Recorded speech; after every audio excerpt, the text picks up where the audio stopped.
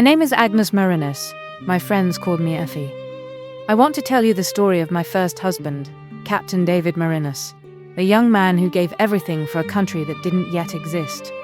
David was born in 1751, the son of Reverend David Marinus, who founded the first Dutch Reformed Church of Totowa.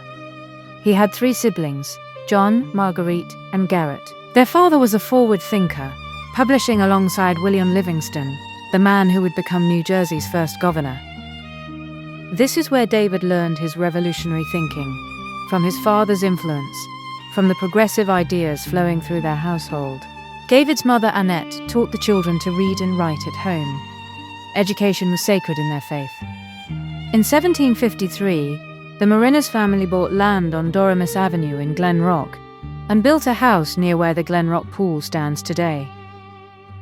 David learned the cooper's trade, making barrels, and from his father's example, he learned to think independently about faith and freedom.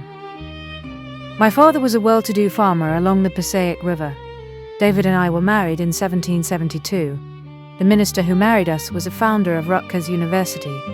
Our first son, David, was born in 1773. When news of Lexington and Concord reached Bergen County on April 19, 1775, David was already enlisted in the Bergen County militia, before there even was a United States, before the Declaration of Independence was written.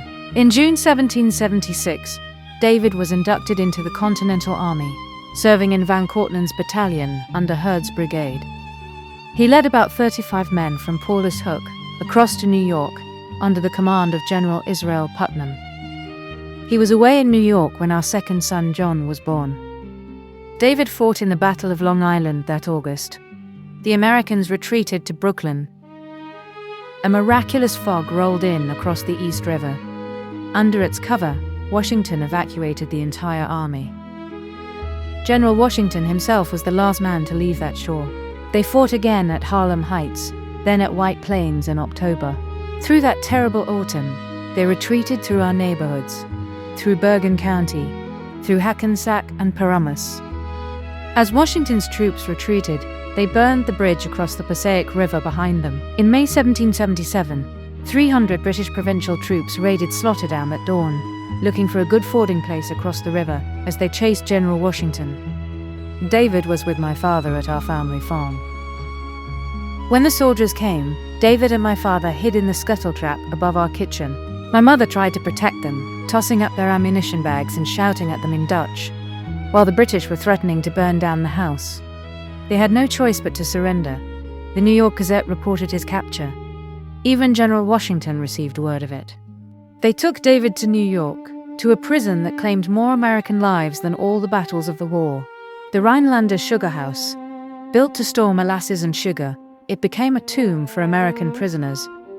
The windows were already barred to protect valuable sugar stores, making escape nearly impossible. The British viewed patriots as traitors to the crown and treated them with cruelty beyond measure.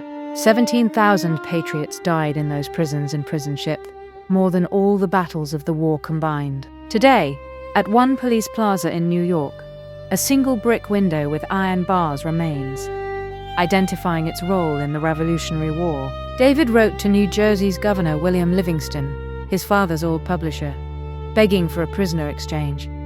He told the governor that 60 inmates were so desperate that they were considering joining the Loyalists just to escape. The conditions were unspeakable: disease, starvation, filth. In December 1777, while out buying food, David and another prisoner overpowered their guard. They escaped the city, stole a boat, and made their way up the Hudson River back to us. He made it home, but the prison had damaged his health. David died 2 weeks later, on January 16, 1778. He was 27 years old. Our sons were still so young. I married Jacob Ackerman in 1780 and continued to collect David's Revolutionary War pension, a small compensation for all we lost. The story of David Marinus of Glen Rock is the story of a frontier community at the crossroads of cultures, empires, and revolutions. Born into a family of Dutch reformers, forged in the fire of the New York campaign, and lost to the natural conditions of wartime imprisonment, Captain Marinus stands as one of Bergen County's earliest and most poignant Revolutionary War heroes. His descendants helped build Glen Rock itself, transforming the ancestral lands of Lenni Lenape, the Dutch farmers, and the revolutionary militia into the modern community we know and love today.